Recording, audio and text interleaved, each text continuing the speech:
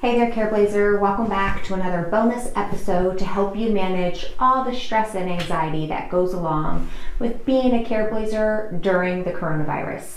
In today's video, I want to talk about activities you can do at home with your loved one. If you feel like you are cooped up at home with your loved one and all of your usual resources and outlets and help has started to go away because everybody's trying to isolate, I hope this video can help you. Some of you may no longer be having the help come in the home, like friends, family members, home health aid workers, or you may no longer be able to go to the senior center, or heck, you may no longer be able to just get out of the house and go for a little break to a coffee shop because of everything being shut down.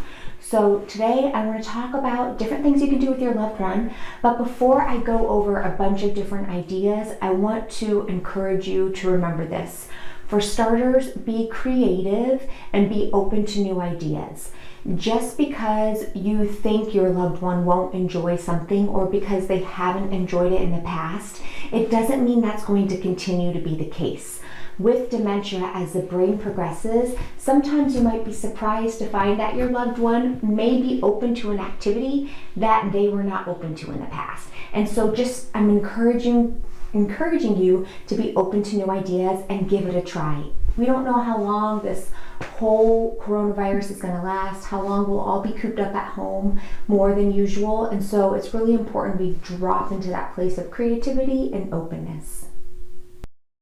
The other thing I want you to keep in mind is that it is not important for any of the ideas I'm going to talk about. It's not important for your loved one to do the activity correctly. It's not important for your loved one to do it right or to follow the rules. The only thing that's really important is that everybody is safe and that your loved one is enjoying the activity, that it's occupying their time and it's something that they are engaged with. A lot of times, for instance, let's say you're going to put a puzzle together with your loved one or play a card game and your loved one is doing it wrong, our natural inclination is going to want to be to correct them. But the more we end up correcting our loved ones, a lot of times it starts to put a wedge in between the relationship of you and your loved one. Just go along with it. If they seem to be enjoying themselves, it doesn't matter. The goal is not to follow all the rules and do it correctly. The goal is just to help your loved one be engaged and help the days go by faster and help them be more enjoyable and hopefully improve the bond you and your loved one have together.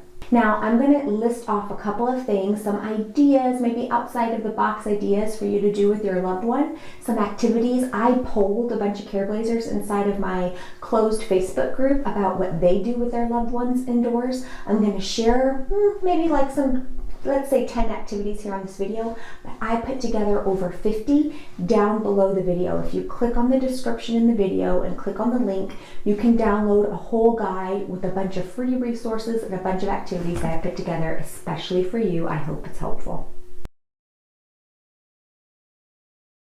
Some activities to think of with your loved one. These are taken from Careblazers who have talked to me.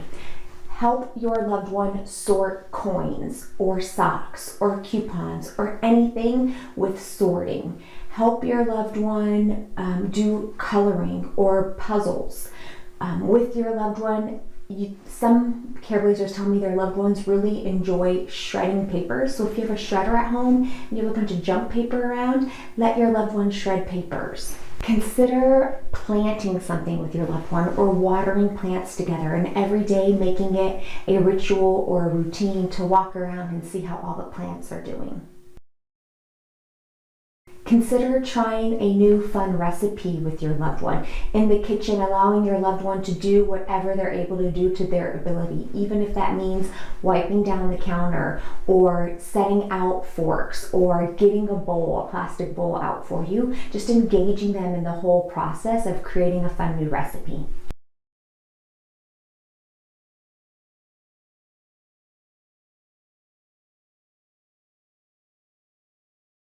Sitting down with your loved one and making cards to send to healthcare workers to say thank you for what they're doing during this time, or to send thank you cards to grocery store workers, right? Even if you don't end up sending them, but just that activity, that service of like writing down cards for these people, maybe sitting down with your loved one and writing letters or cards to loved ones, to grandchildren.